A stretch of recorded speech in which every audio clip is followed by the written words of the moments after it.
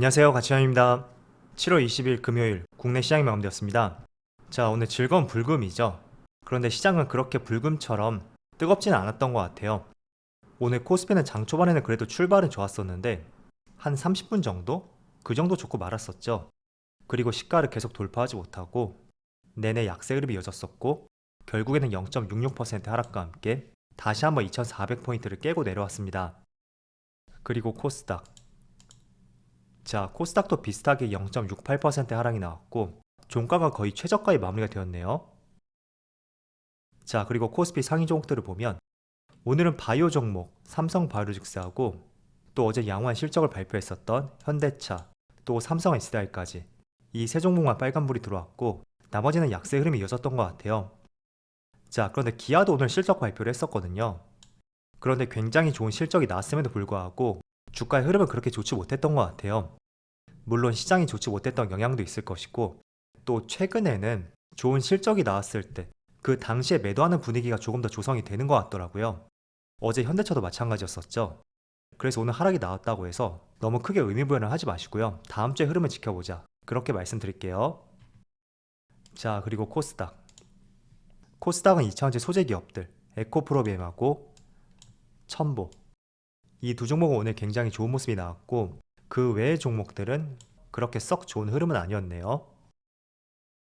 자, 이어서 코스피의 수급을 보면 오늘 시장이 그렇게 썩 좋진 않았었지만 그래도 외국인의 소폭의 순매수가 들어왔고 기관이 오늘 3천억 규모의 순매도와 함께 시장을 끌어내렸다고 볼 수 있습니다. 그래도 외국인이 빠져나가지 않고 있다. 이 부분은 조금은 긍정적인 요소인 것 같네요. 그리고 코스닥. 자, 코스닥은 반대로 기관과 외국인의 양매도가 나왔습니다. 자, 그리고 삼성전자는 오늘 다시 한번 외국인의 순매수가 들어왔고 기관만 금융투자하고 연기금이 중심이 되어서 많은 매도세가 나왔네요. 자, 그리고 준수한 실적 발표를 했었던 현대차. 어제는 외국인의 수급이 그렇게 많이 들어오지 않았었지만 오늘 상당히 많은 매수세가 들어왔고 기관은 소폭의 순매도가 있었네요. 자, 그리고 기아는 오늘 실적 발표가 있었죠. 그런데 외국인의 비교적 많은 순매도가 나왔고 기관도 마찬가지였네요.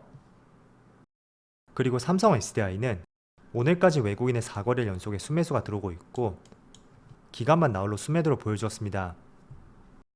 자, 이어서 주체별 매매 동향에 대해서 살펴보도록 하겠습니다. 7월 22일 외국인이 가장 많이 매수한 종목은 현대차, 삼성전자, 현대로템, 네이버, 에코프로비엠 이런 종목들을 차례대로 매수했고 그리고 기관은 에코프로비엠, 에코프로, 현대로템, 삼성바이오로직스, 만도 이런 종목들을 차례대로 매수했네요. 자, 그리고 해외 증시를 보면 어제도 다시 한번 미국 증시가 강세를 보여주었어요. S&P 500이 1%의 상승이 나왔고 21선을 깨고 내려오고 거의 3개월 만인 것 같고 그리고 나스닥도 1.4%, 다우지수도 0.5%의 상승과 함께 지금 미국의 3대 지수 모두가 오랜만에 21선을 돌파하는 모습이 나왔습니다. 자, 그리고 아시아 증시를 보면 일본 니케이가 0.4%, 대만은 보합, 상해 지수도 약보합을 보여주고 있네요. 자, 일단은 미국 시장이 어제 강세가 나왔잖아요. 물론 테슬라의 효과도 있었을 거예요. 테슬라가 실적 발표를 했었고 물론 매출은 조금 줄어들었지만 비용 증가를 했었거든요. 제 기억에만 2번, 3번 정도? 그 정도 했던 것으로 기억이 나는데 어쨌든 그런 부분이 있어서인지 매출은 일부 감소가 있었어도 영업이익은 상당히 잘 나왔었다는 그런 해석이 있었거든요. 그래서 어제는 나스닥 중심으로 테슬라의 효과가 있었다 이렇게 말씀드리고 또 두 번째로 우리가 지켜봐야 되는 것이 어제 유럽중앙은행에서 11년 만에 기준금리를 0.5%로 인상했고 이런 부분이 국내 시장을 중심으로 신흥국 시장에 좋은 영향을 미칠 수가 있습니다.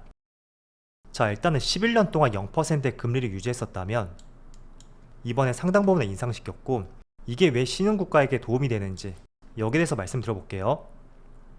자, 지금 최근에는 외국인의 매수세가 조금씩 들어오고 있는데 그동안 외국인의 매수세가 들어오지 않았었고 또 주가가 급락이 나왔던 주된 이유 바로 환율 문제가 여기 포함이 되어 있거든요. 그런데 그 환율 문제가 국내에만 국한된 것은 아니기 때문에 이 달러 인덱스를 참조할 필요가 있어요. 결국에는 전 세계 시장 입장에서 봤을 때 달러가 얼마나 강세를 보이는지 그거를 포인트로 나타낸 지수인데 여기서 상당 부분을 차지하는 것이 일본의 엔화하고 그리고 유럽의 유로화까지 이 두 개의 화폐가 가장 상당 부분을 차지하고 있습니다.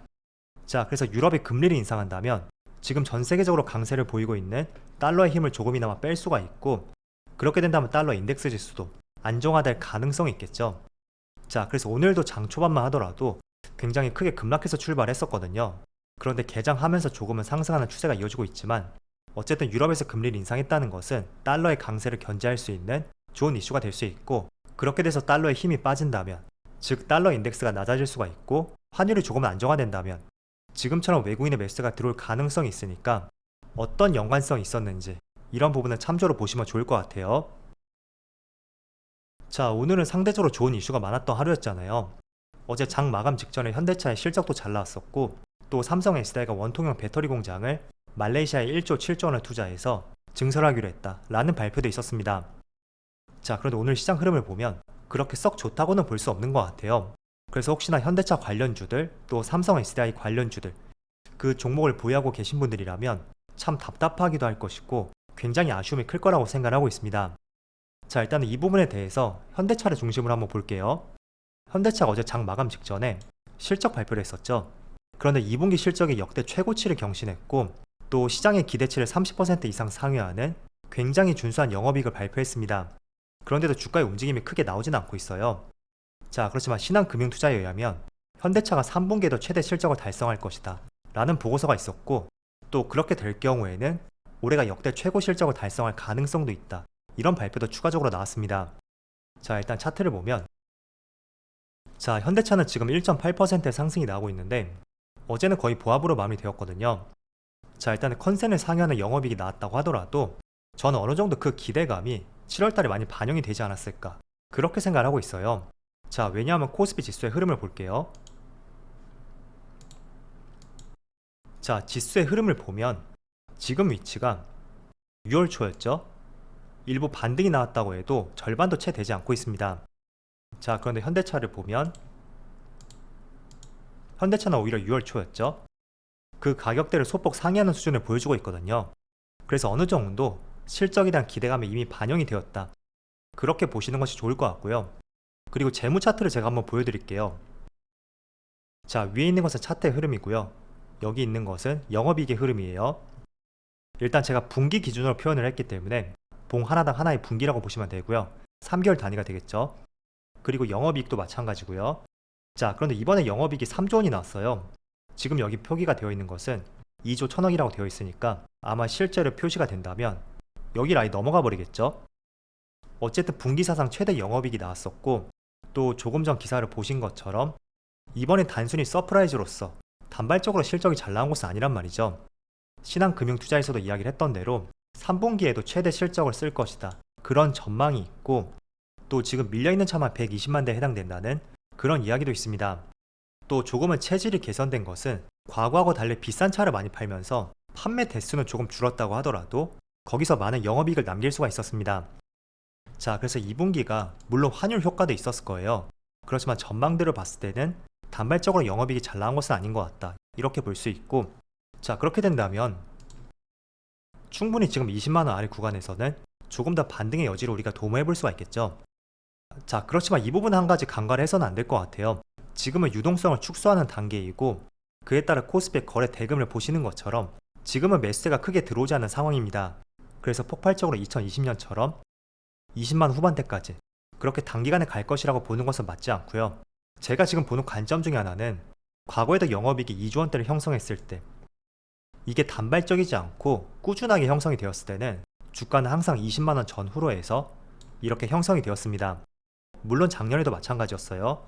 작년에 다시 한번 영업이익이 2조 근처까지 이렇게 회복이 되었을 때는 주가도 다시 한번 20만원 돌파했었죠. 물론 이때는 유동성이 정말 많이 들어왔었기 때문에 조금 더 주가의 퍼포먼스가 크게 나왔었다, 그렇게 보시면 될 것 같고, 어쨌든 지금도 단발적으로 영업이익이 잘 나온 것이 아니라면 저는 점진적으로 현대차도 추가적으로 상승할 가능성이 있고, 과거 이런 구간의 흐름을 보시는 것처럼 충분히 20만원 이상도 갈 가능성이 있다, 그렇게 전망을 하고 있습니다. 자, 그래서 현대차의 영업이익이 지금보다 크게 꺾이지 않는지 앞으로 3분기와 4분기 전망에 대해서 그 부분을 같이 한번 관찰해 보시고요. 또 지금 미국을 중심으로 금리 인상이 크게 벌어지고 있잖아요. 그런데 이번에 자이언트 스텝을 하고 나면 금리 인상의 강도가 떨어질 수가 있고, 어쩌면 내년이 되었을 때는 경기 침체에 대한 우려감과 함께 오히려 금리를 인하할 가능성이 있다. 그런 전망들도 전해지고 있습니다. 그래서 이렇게 탄탄한 영업이익에 받쳐주고 지금의 어려운 구간만 잘 견뎌낸다면 주가의 수급적인 부분도 많이 개선이 되지 않을까, 그렇게도 볼 수가 있겠죠. 자, 그래서 현대차의 어닝 서프라이즈, 이게 단발적인 이슈는 아닌 것 같다, 이렇게 저는 보여지고요. 한번 앞으로의 흐름도 같이 한번 관찰해보자, 이렇게 말씀드릴게요. 자, 그리고 오늘 특징적인 종목을 한번 살펴볼게요. 현대로템이 지금 18% 이상의 급등이 나오고 있거든요. 이 종목은 지금 시가총액이 2조가 훌쩍 넘는 종목 중에 하나예요. 자, 그런데 오늘 거래대금이 상당히 많이 실리고 있고 주가도 크게 급등이 나오고 있습니다. 자, 일단 이 종목은 오늘 폴란드하고 방산 수출에 대해서 기존 발표는 전차 700대 수출이었다면 오늘은 300대를 더 추가해서 최대 1000대 가까이 수출할 것이다, 이런 발표가 있었습니다. 그래서 전체적인 방산 수출 금액을 보더라도 19조 원에서 25조 원으로 확대될 것이다, 이런 전망이 있거든요. 물론 여기서 제일 큰 부분을 차지하는 것이 바로 현대로템이 되겠죠. 그래서 오늘 전차 수출이 증가함에 따라서 그 주가의 영향을 조금 더 받고 있는 것 같고요. 어쨌든 방산 기업들은 저는 한 번씩 조정이 들어온다고 하더라도 계속 관심을 가져보기 좋은 섹터인 것 같아요.